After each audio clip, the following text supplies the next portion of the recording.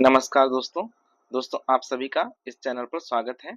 आज के वीडियो में हम लोग देखेंगे बीपीएससी टीआरई 3 का पेपर। ये टीजीटी सोशल साइंस का पेपर है और इसमें हम लोग हिस्ट्री वाले पेपर का एनालिसिस देखेंगे कि पेपर कैसा था, पेपर का लेवल कैसा था, टीआरई 1 टीआरई 2 की तुलना में ये पेपर कैसा था और कैसे डिफरेंट था उससे। ये वीडियो बीपीएससी टीआरई 3 के लिए भी इम्पोर्टेंट है और बीपीएससी टीआरई 4 के लिए भी इम्पोर्टेंट है। बीपीएससी टीआरई 4 वाले ये पेपर अगर देखेंगे तो उनको एक आइडिया हो जाएगा कि उन्हें कैसी तैयारी करनी चाहिए आगे का टीआरई 4 के लिए। बीपीएससी टीआरई 3 को ये लग सकता है कि हाँ, पेपर में कितना क्वेश्चन वो अटेम्प्ट कर सकते थे, कितना क्वेश्चन वो सही कर सकते थे और उन्हें कहाँ से पढ़ना चाहिए था। इस सब के बारे में मैं आप लोगों को बताऊंगा। और मैंने जो टॉपिक आप लोगों को बताया था महत्वपूर्ण टॉपिक्स का, एंशिएंट हिस्ट्री, मेडुअल हिस्ट्री का, उसका मैं आप लोगों को टॉपिक दिखा दूंगा और क्वेश्चन भी आप लोगों को दिखा दूंगा कि कहाँ से क्वेश्चन आए हुए थे। तो आप लोग वीडियो को लास्ट तक जरूर देखिएगा। लास्ट में मैं आप लोगों से ये भी बात करूंगा कि सेफ स्कोर क्या हो सकता है। केवल हिस्ट्री वाले पोर्शन के बारे में बात करेंगे, आगे फिर पॉलिटी का भी ऐसे करा दूंगा, ज्योग्राफी का भी और इकोनॉमिक्स का भी। थोड़ी व्यस्तता के कारण मैं वीडियो नहीं बना पा रहा था, आज मुझे थोड़ा समय मिल गया है तो बना रहा हूँ। आप लोग देख लीजिएगा इसको और काफी कुछ आपको इसमें समझ में आ जाएगा इस पेपर के माध्यम से। ठीक है दोस्तों, शुरू करते हैं। ये देखिए हिस्ट्री वाला पेपर है। पहले मैं आप लोगों को टॉपिक दिखा दे रहा हूँ जो मैंने आप लोगों को टॉपिक बताया था। जैसे एंशिएंट हिस्ट्री में प्राचीन इतिहास के महत्वपूर्ण टॉपिक्स, ये मैंने पेपर के पहले जो है वीडियो अपलोड किया था, आप लोग देख लीजिएगा, यूट्यूब पर पड़ा हुआ है। और उसमें मैंने देखिए हड़प्पा सभ्यता के बारे में बताया था, ऋग वैदिक काल, महाजनपद काल, लेकिन इसमें हड़प्पा सभ्यता में मैंने 4 स्टार लगाया था कि ये बहुत इंपॉर्टेंट है। हड़प्पा सभ्यता से आप में क्वेश्चन आ सकता है। मौर्य साम्राज्य में मुझे याद है कि मैंने 4 स्टार लगाया था। और गुप्तोत्तर काल में हर्ष के बारे में बात किया था कि हर्ष के चैप्टर से बहुत क्वेश्चन आएंगे और आप अभी आपको मैं दिखाऊंगा कि कितने क्वेश्चन हर्षवर्धन से आए हैं। चोल काल का मैंने लगाया था, चोल काल से भी आपको क्वेश्चन मिलेगा, इसका भी मैंने 4 स्टार लगाया था कि यहाँ से भी आपको क्वेश्चन देखने को मिलेंगे।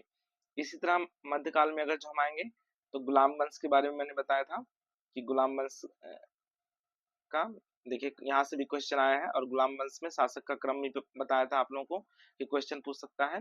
इल्तुतमिश, बलबन, इन सब के बारे में बताया था कि यहाँ से क्वेश्चन आएगा।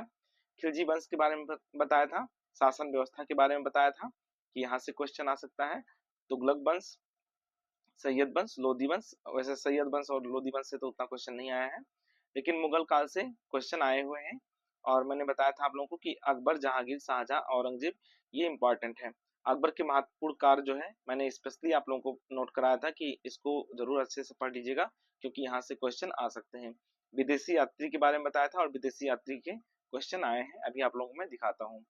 तो ये टीजीटी सोशल साइंस में हिस्ट्री का पार्ट है। आप लोग क्वेश्चन देखिए और टॉपिक में आप लोग को दिखा चुका हूँ, आप लोग को समझ में आ जाएगा कि कहाँ से क्वेश्चन आया था। फिर इसके बाद में आगे हम लोग पॉइंट वाइज बात करेंगे पेपर के बारे में। देखिए जैसे मौर्य काल से क्वेश्चन ये आया, मौर्य काल से ये भी क्वेश्चन आया, 3 क्वेश्चन हो गए मौर्य काल के। इसी तरह हर्ष से 1 क्वेश्चन, 2 क्वेश्चन और 3 क्वेश्चन ये भी हर्ष से हैं। ह्वेनसांग ये भी 4 क्वेश्चन लगभग, और ह्वेनसांग 5 लगभग, ये क्वेश्चन आपको मिल गए। गुप्त काल से क्वेश्चन आया हुआ है, देखिए गुप्त काल भी मैंने आप लोगों को बताया था कि पढ़ लीजिएगा एक बार। चोल शासन से हमने बताया था और चोल शासन से आप लोग केवल काउंट करिए कितने क्वेश्चन आए हैं। 1 question, 2 question, 3 question, 4 question, 4 question केवल चोल से मिल गए आपको, बल्कि मैंने ये टॉपिक 4 स्टार का लगाया ही हुआ था। सर्वप्रथम 5 क्वेश्चन बल्कि हैं। और ये इल्तुतमिश वाले क्वेश्चन से देखिए, इल्तुतमिश मैंने गुलाम वंश में आपको बताया था, वहां से क्वेश्चन आया है। 1 क्वेश्चन, 2 क्वेश्चन, ये रिपीटेड क्वेश्चन है। आप लोग अगर जानते होंगे टीआरई 2 वाले पेपर में दोनों क्वेश्चन आ चुके हैं, ये दोनों पेपर, ये दोनों क्वेश्चन आ चुके हैं टीआरई पेपर में। स्थापत्य से क्वेश्चन आ चुका है, देखिए चालीसा दल से क्वेश्चन आया है, यानी कि गुलाम वंश से भी आपको बहुत सारे क्वेश्चन मिल जाएंगे। ये सब गुलाम वंश का है। बलबन से क्वेश्चन आया, बल्कि बलबन के बारे में मैंने बताया था कि इम्पोर्टेंट है बलबन, और बलबन से बहुत क्वेश्चन आया है। शासक के क्रम से, यानी कि ममलूक दास वंश का अंतिम शासक, तो ये वाला क्वेश्चन कई बार क्वेश्चन में आपको मिला होगा प्रीवियस ईयर पेपर में। और इस तरह से राजपूत शासक के दरबार में अकबर से भी रिलेटेड कई क्वेश्चन है। देखिए 1 क्वेश्चन, 2 क्वेश्चन, 3 क्वेश्चन, 4 क्वेश्चन। अगर किसी ने भी इसका एक नोट्स बनाया होगा, जैसे मैंने आप लोगों को नोट्स दिखाया है मेडुअल हिस्ट्री का, वैसे जिन्होंने भी बनाया होगा उनका क्वेश्चन 100% सही गया होगा। और इस तरह से हड़प्पा सभ्यता से देखिए 1 क्वेश्चन, 2 क्वेश्चन, 3 क्वेश्चन और लगभग 5-5 क्वेश्चन सबके आए हैं। अशोक से रिलेटेड देखिए क्वेश्चन आया हुआ है और अशोक का ये वाला क्वेश्चन रिपीटेड है। टीआरई 2 में शायद आया हुआ क्वेश्चन है। तो मौर्य काल भी जो है टीआरई 2 हिस्ट्री वाले पेपर में बहुत इंपॉर्टेंट रोल था इसका। अब हम लोग बात करेंगे कि पेपर का पैटर्न कैसा था टीआरई 1 की तुलना में और टीआरई 2 की तुलना में पेपर का पैटर्न कैसा रहा। देखिए टीआरई 1 में भी जो है इसी तरह से मेडुअल हिस्ट्री, मॉडर्न हिस्ट्री और एंशिएंट हिस्ट्री का क्वेश्चन था और टीआरई 2 में थोड़ा सा चेंज हुआ था क्योंकि वर्ल्ड हिस्ट्री के क्वेश्चन ज्यादा थे। लेकिन आप लोग देख रहे होंगे टीआरई 3 में वर्ल्ड हिस्ट्री के क्वेश्चन नहीं थे। लेकिन इसका ये मतलब नहीं कि टीआरई 4 की जो तैयारी कर रहे हैं वो वर्ल्ड हिस्ट्री नहीं पढ़ेंगे, क्योंकि वर्ल्ड हिस्ट्री आपको पढ़कर जाना है, पूछे नहीं पूछे वो उससे मतलब नहीं है, वो उसका काम है। लेकिन आपको तैयारी करके जाना है, क्योंकि यहाँ से क्वेश्चन हमेशा पूछा हुआ है।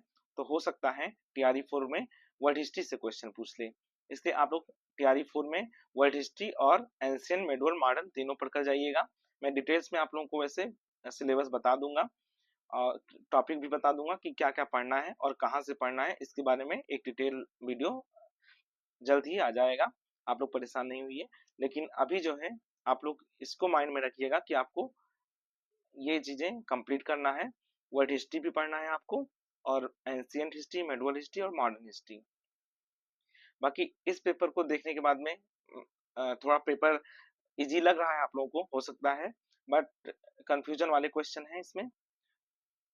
कई सारे क्वेश्चन जो है इसमें कंफ्यूजन में है और कई सारे क्वेश्चन का आंसर नहीं मिला है। फिर भी अगर किसी ने 30 नंबर तक किया है तो मान लीजिए बहुत अच्छा पेपर है उनका।